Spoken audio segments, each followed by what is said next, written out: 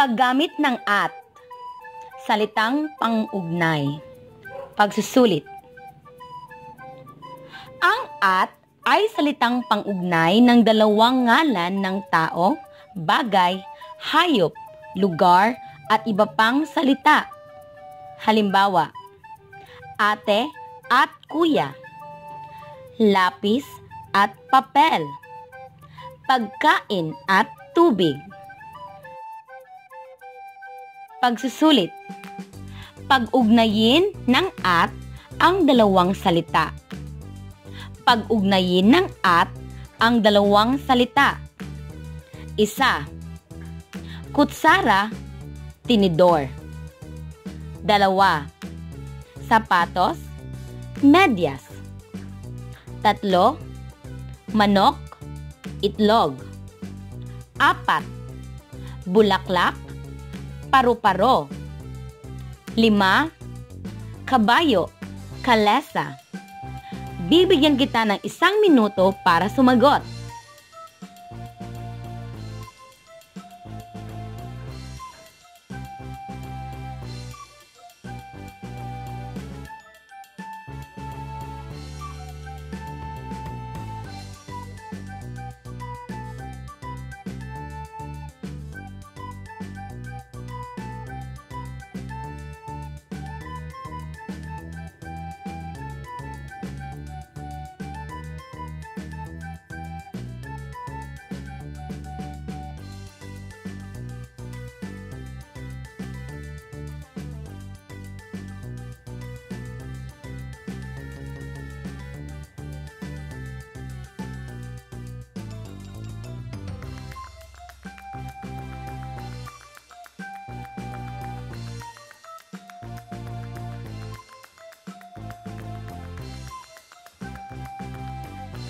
Sagot.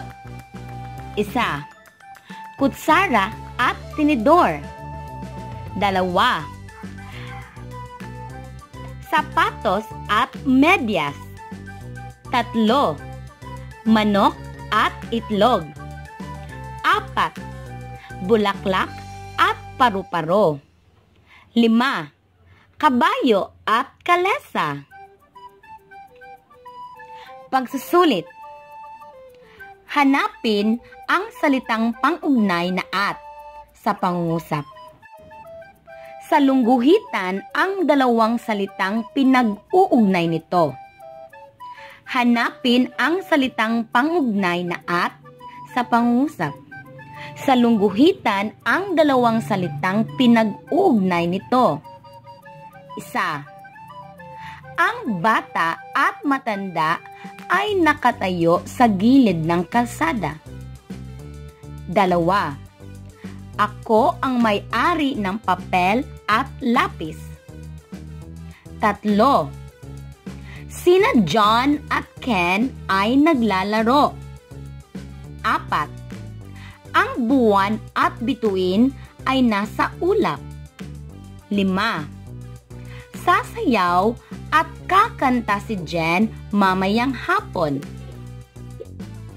Bibigyan kita ng 1 minuto para sumagot.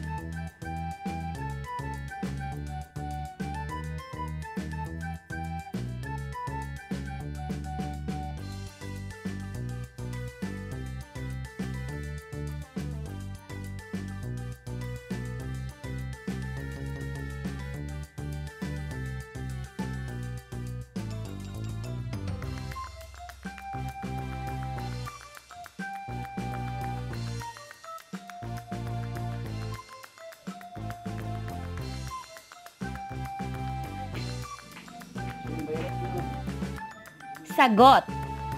Isa, bata, matanda. Dalawa, papel, lapis. Tatlo, John, Ken. 4. Buwan, bituin. 5. Sasayaw, kakanta.